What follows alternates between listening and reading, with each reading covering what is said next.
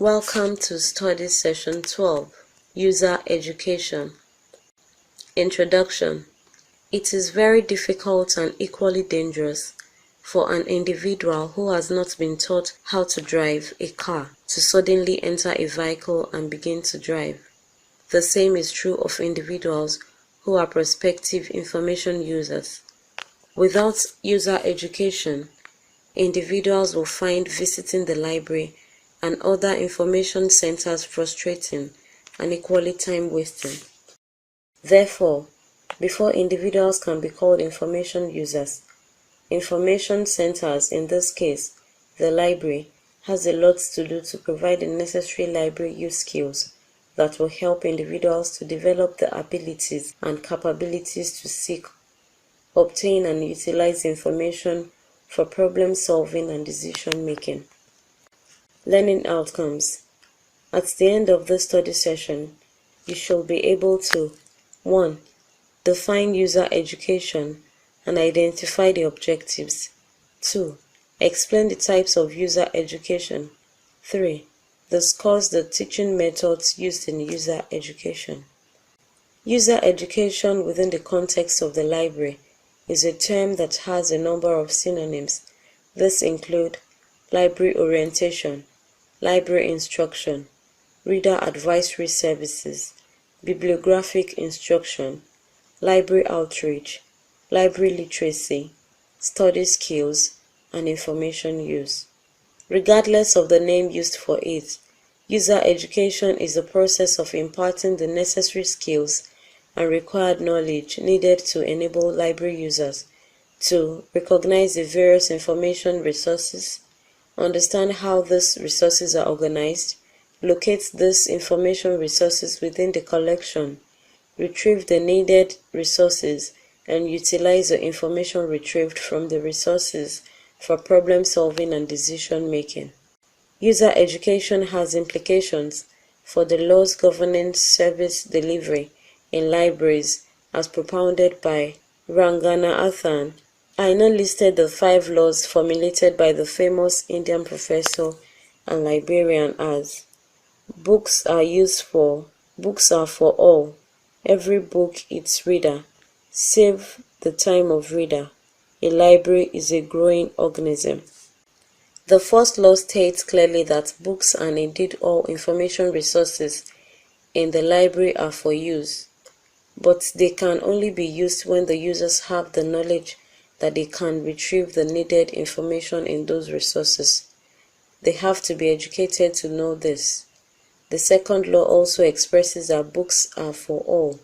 This implies that all categories of library users should have access to the information contained in the library. The library should not just assume that a certain user group knows the information resources contained in the library, and as such they can retrieve information at will. That assumption may be wrong. User education should be given to all categories of users so that no category will be left to operate a trial and error method, whereby they are left on their own to stumble on the information that they need because of lack of user education. Furthermore, the third law emphasizes that every user should have the privilege of having access to desired information resources. This can only be done when they have the knowledge that information resources that are useful to them are available and accessible, and also when they know where to locate the information resources. The fourth law recounts the need to deliver library services on time. The user should be able to visit the library, get the desired information, and leave within the shortest possible time. This will only be a mirage if the user is not educated. An uneducated library user may spend hours looking for just one book, going from shelf to shelf because he does not have the knowledge of classification schemes. Such will be a violation of the law.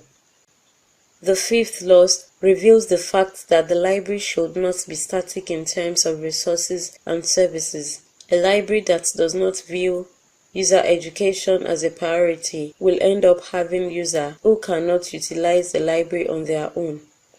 Before long, these users might no longer see the need for them to come to the library. Can a library with a depleting user base grow? Not likely. Thus, the link between user education and the 5 laws of library science shows the seriousness that should be attached to user education.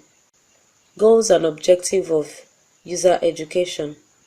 Some of the objectives of user education include 1. To enable the library users get the required skills and knowledge to use the library resources independently. 2. To develop the awareness and appreciation for library resources and services. 3. To inculcate in the users desirable attitude towards the library. 4. To provide users the capacity of researching any problem at hand. 5.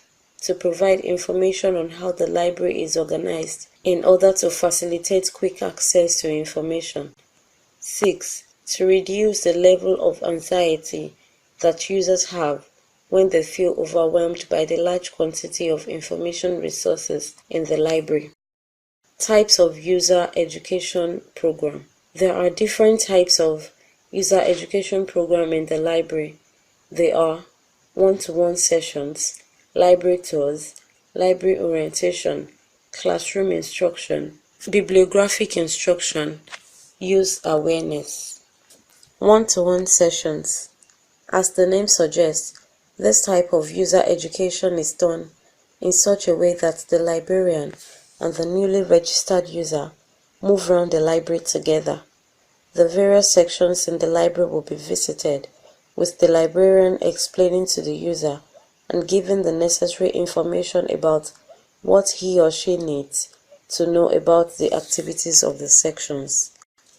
During the session, the user is exposed to the basic services of a library, like how to use the catalog to search for information resources, location of shelves holding books on various subjects, and how the books are organized. During the session, library guides, handbooks of rules and regulations, and other documents prepared in the library to assist the users are given. This kind of exposure will increase the knowledge of the user about the library resources and how to access the resources and services. Library tours. This is a type of education in which groups of library users are taken round all the sections in the library. This will be particularly enjoyable in a big library with modern and functional facilities. Otherwise, if the library is small and cramped, there will be no room to tour. At the end of the tour, there is usually a discussion and a question and answer session. The orientation will not be complete if the users are not allowed to visit the various library sessions firsthand. There they would have the privilege of asking questions from the sectional heads. This differentiates this type from one-to-one sessions, where a user will just visit the sections and only just observe what is going on without asking questions. During orientation, each sectional head will explain the routines that are carried out in the section and also welcome questions. Classroom instruction. This is a formal instruction for library users where they are taught library use skills in the classroom setting. Some institutions of higher learning have an entire course devoted to this, often called Use of Library. This is done as part of the General Studies program that requires all students in the institution, regardless of their course of study, to offer the course. In the University of Ibadan at present, an entire course is not devoted to this, but a whole chapter in the General Studies textbook on Use of English, GES 101, treats use of library. In some higher institutions, this course is taught by practicing librarians chosen from the academic libraries. Bibliographic instruction. This type of user education is essentially meant for those who are already library users, not new users. It is meant to help them maximize their use of the library. Information on how to engage in literature search, how to use information retrieval tools like indexes and abstracts, bibliographies and library catalogs is also passed across. Use awareness. This is a type of user education that ensures that users are informed regularly about happenings in the library. This becomes all the more important when new books are acquired and when new databases are subscribed to. If there are adjustments in the opening and closing hour, or a renovation has to be done in the library that will prevent users from using the library, they must be informed. The tools used to create the awareness include library bulletin, notice boards, pamphlets, guidebooks, and so on. Uhegbu 2001 opined that the success or failure of any user education depends to a large extent upon methods that were employed to teach it.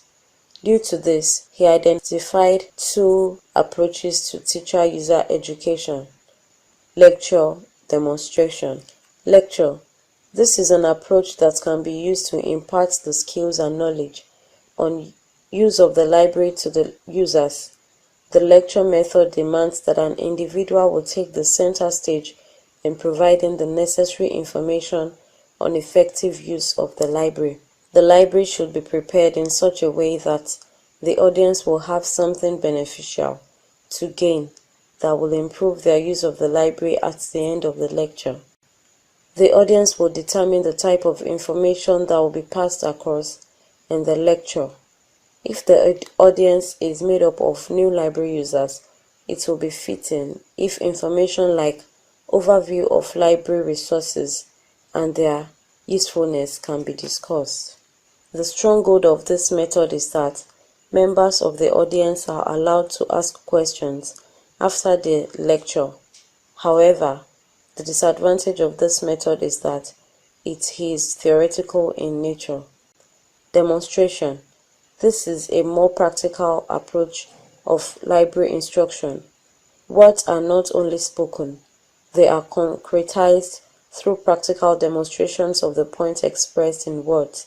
A librarian who employs the demonstration approach will not only explain how to use the online public access catalog with the words of mouth, but will go ahead to demonstrate by example how he will use the catalog. Demonstrations add vividness to instruction and actually make learning more permanent than what is just heard. Summary for study session 12.